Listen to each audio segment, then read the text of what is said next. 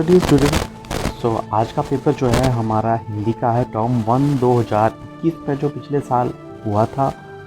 और पैटर्न देख लेते हैं और बहुत सारे क्वेश्चन जो हैं वो रिपीट हो भी सकते हैं। जल्दी से हम देख लेते हैं कि किस तरह का पेपर जो आया था। तो पहला जो था वो पठित गद्यांश था आपका, और इसमें जो था आपको ये पढ़ के जो थे वो क्वेश्चन यहीं से निकालने थे। 5 मार्क्स का ये आया हुआ था। तो आपकी सुविधा के लिए जो है वो हर प्रश्न जो है उसका आंसर जो है वो दिया गया है। जैसे यहाँ पे पाठ और लेखक का नाम बताइए, तो पाठ जो है वो आपका आप देख पा रहे होंगे यहाँ पे बाल गोविंद भक्त और राम वृक्ष बेनीपुरी। तो लेखक का नाम भी और लेसन का नाम भी आपकी सुविधा के लिए दिया गया है। बाल गोविंद किन के आदर्शों पर चलते थे, तो वो कबीर जी के आदर्शों पर चलते थे। बाल गोविंद जीवन में किन किन नियमों का पालन करते थे। प्रश्न ग और घ, वे अपनी फसलों को सिर पर लाद कर कहाँ ले जाते थे। तो इसका आंसर जो हमें थोड़ा पीछे जाना पड़ेगा। आप यहाँ पे भी अंडरलाइन देख सकते हैं। गो का जो है वो नीचे उसकी अंडरलाइन की गई है, तो ये इसका आंसर है। और घ का बात करें तो साहब के दरबार में, तो ये घ का आंसर है। और जो लास्ट वाला क्वेश्चन बचता है आपका, मठ भारत जी की फसलों का क्या करते थे। तो फसल का कुछ हिस्सा अपने पास रखकर बाकी प्रसाद के रूप में वापस करते थे। तो ये आपका गद्यांश है और अथवा के रूप में दिया है, तो आप कोई सा भी आप कर सकते हैं जो भी आपको सही लगे। उसी तरह ये आपको ऑप्शन में दिया गया है। इसके प्रश्न भी आपकी सुविधा के लिए। पाठ और लेखक का नाम बता दीजिए। तो पाठ जो है वो लखनवी अंदाज और लेखक यशपाल जी हैं। खो नवाब साहब ने खीरा खाने की तैयारी कैसे की। लेखक किस बात पर विचार कर रहा था। नवाब साहब ने खीरा ना खाने का क्या कारण बताया। तो हमें इसके लिए भी पीछे थोड़ा सा जाना पड़ेगा।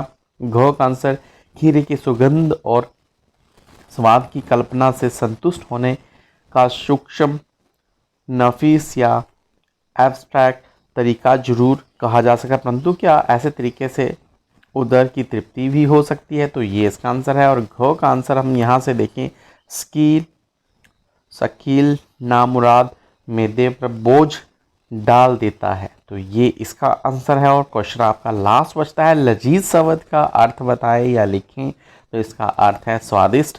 और इसी का दूसरा पार्ट जो है वो सूक्ष्म शब्द का विलोम जो है वो स्थूल या विशाल कहा गया है। और खंड ख यानी कि अगला क्वेश्चन नंबर 2 जो वह भी आपका 5 मार्क्स का रहेगा, ये भी आपको पठित काव्यांश है। तो इसको आपको अच्छे से पढ़ना है और इसके आंसर भी आपने निकालने हैं। तो आपकी सुविधा के लिए ये भी दिया गया है, कविता और कवि का नाम। तो कविता जो है ये वाली जो है आप अगर पढ़ पा रहे होंगे तो राम, परशुराम, लक्ष्मण, संवाद और तुलसीदास जी जो है वो इनके कवि हैं। शिव धनुष को तोड़ने वाले को परशुराम ने कैसे शत्रु माना था।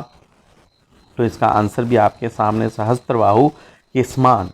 और परशुराम ने क्या धमकी दी थी। तो शिव धनुष को तोड़ने वाला अलग हो जाए, नहीं तो वो सभी को मार देंगे, इस तरह की धमकी उन्होंने दी थी। और जो लास्ट क्वेश्चन है, परशुराम के अनुसार लक्ष्मण किस के वश में होकर बोल रहा था।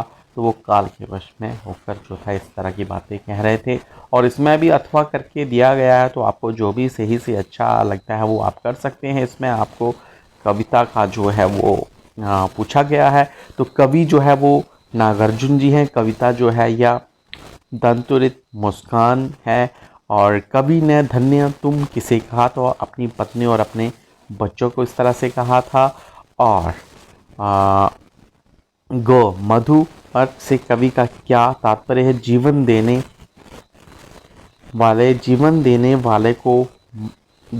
देने वाला माँ का प्यार। तो छोटे बच्चे की मुस्कान कवि को कैसी लगी, वो छवि माँ लगी थी। और कविता का चिर प्रवासी किसे कहा गया था, तो वो कहा गया था कवि को। और हमारा जो खंड ग है वो व्याकरण भाग से है। तो व्याकरण का इस तरह से पैटर्न आपका रहने वाला है। तो यहाँ से भी आपको आइडिया हो पाएगा। मैंने उसे पढ़ाकर नौकरी दिलवाई। तो इसका जो सरल है वाक्य ये किसमें आता है, रचना के आधार पर वाक्य भेद करें। तो ये सरल वाक्य है, खिलाड़ी मैदान में खेलता है।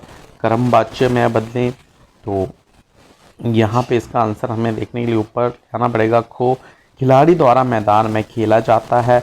और उसी तरह ग मैंने उस व्यक्ति को देखा जो पीड़ा से कराह रहा था। सरल वाक्य में बदलें तो इसका आंसर मैंने पीड़ा से कराहते हुए व्यक्ति को देखा। जीवन तो ये इसका जो है वो आंसर रहेगा गो पार्ट का। और उसी तरह हमें अपनी सभ्यता और संस्कृति पर गर्व है वाक्य में अव्यय छाटे तो ये अव्यय है। तो नेक्स्ट जो है वो निम्नलिखित में किन्हीं दो समास पदों का विग्रह कीजिए, वो भी आपको दिया गया। मे भी इसमें भी रिपीट हो या इस तरह का पैटर्न जो है वो पक्के तौर पर रहने वाला। जन्म और मरण, जीवन और मरण, ये आपका द्वंद्व समास। बीचों बीच, बीच बीच में, ये अव्यय भाव है। और तिरंगा, तीनों रंगों का समाहार, तो ये आप देख पा रहे होंगे, आपकी सुविधा के लिए यहाँ भी लिखा गया है। और व्याकरण की अगर बात करें, क्वेश्चन नंबर 4 जो है आपका 7 मार्क का निबंध आएगा। तो ऑप्शन भी इसमें है आपको खूब मिली हुई। खेल कूद का महत्व, भूमिका, खेलों के प्रकार, खो पाठ में मेरा हिमाचल प्रदेश, भूमिका, राज्य स्थापना। जिस तरह से आपको सब हेडिंग दिया हुआ है तो आप कर पा रहे, देख पा रहे होंगे और समझ पा रहे होंगे। और गो पार्ट में भी आप देख सकते हैं ग घ जो है वो दिया गया है। और 5 मार्क्स की आपकी जो है वो एप्लीकेशन आएगी, तो वो भी आपको ऑप्शन में बहुत सारे मिलेगी। विद्यालय त्याग प्रमाण पत्र, रक्षाबंधन के अवसर पर छोटे भाई को आशीर्वाद देते हुए पुत्र, और आपके मोहल्ले में सफाई। तो ये बहुत इंपॉर्टेंट है और अक्सर इनमें से कुछ ना कुछ आता है, तो ज़रूर आप करें। और क्वेश्चन नंबर 6 जो है वो आपका रचनात्मक है, तो वो भी आप देख पा रहे होंगे कि आपको जो है वो अथवा में आ रहा है। कोरोना का चला हुआ, तो कोरोना से जरूर क्वेश्चन बन रहे हैं। इस आयोजन में संबंधित एक सूचना लगभग 50 शब्दों में रखें, ये भी आपको अथवा में दिया गया है। तो आपके पास चॉइस जो है वो बहुत सारी है। तो होप आपको जो है काफ़ी अच्छा आइडिया यहाँ से मिला होगा। अगर वीडियो अच्छा लगा हो तो ज़रूर आप लाइक भी करें और सब्सक्राइब भी करें और अपने फ्रेंड्स में शेयर भी कर सकते हैं। और आगे बने रहने के लिए शेयर करना जो है वो आपका बनता है। और इसी तरह जो है हम अगली जो सीरीज़ है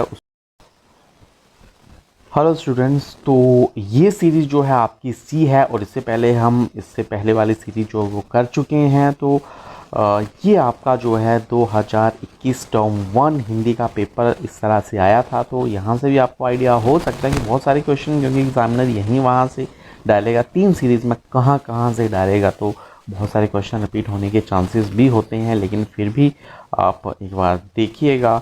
और ये पहला क्वेश्चन जैसे कि पठित गद्यांश आपको 5 मार्क्स का दिया है। आपकी सुविधा के लिए आंसर जो भी हैं वो भी दिए गए हैं। लेसन का नाम पाठ लखनवी अंदाज, लेखक का नाम यशपाल।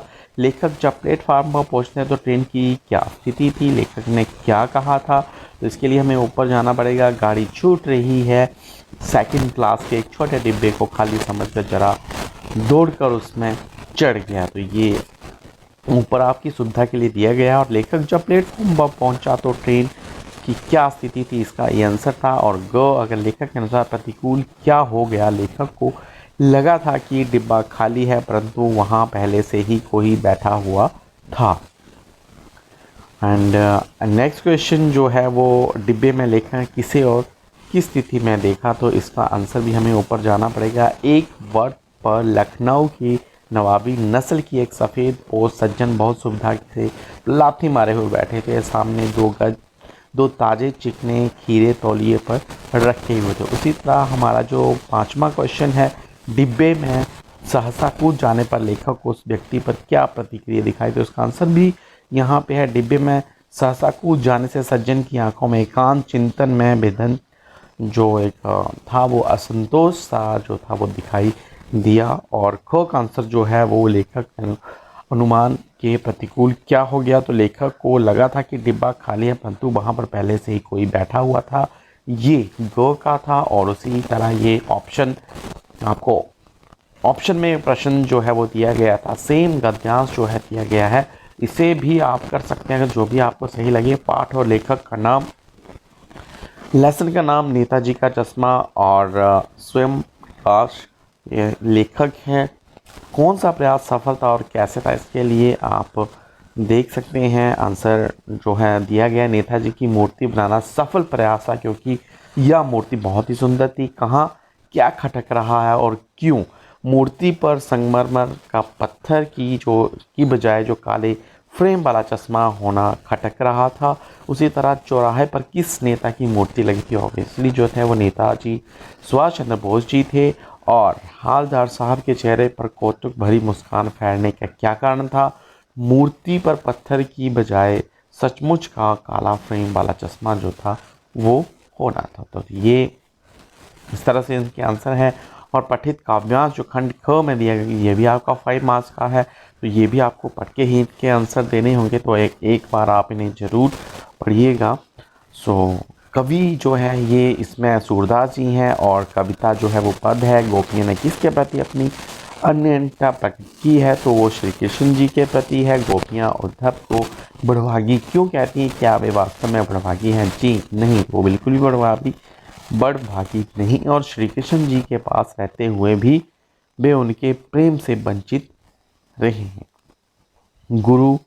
गुर चांटी जो पांगी के माध्यम से कृष्ण के प्रति गोपियों के प्रेम को प्रतिपादित कीजिए। तो इसका आंसर है गोपियाँ श्री कृष्ण से बहुत ही प्रेम करती थी। जिस प्रकार चींटियाँ जो हैं गुड़ से अलग नहीं रह पाती, उसी तरह कृष्ण प्रेम से वो भी अलग नहीं होना चाहती हैं। तो ये आपकी सुविधा के लिए इसका भी आंसर दिया गया है। और अगर आप नए हैं तो ज़रूर सब्सक्राइब करें अपनी क्लास चैनल और अपने फ्रेंड्स में भी ज़रूर शेयर करें। एंड इसी तरह ये आपको ऑप्शन में दिया गया है, तो आपको जो भी सही में लगे वो आप कीजिएगा। ये वाला ऊपर वाला जो गद्यांश है ये आपका राम लक्ष्मण परशुराम संवाद से लिया गया है और कवि तुलसीदास जी हैं।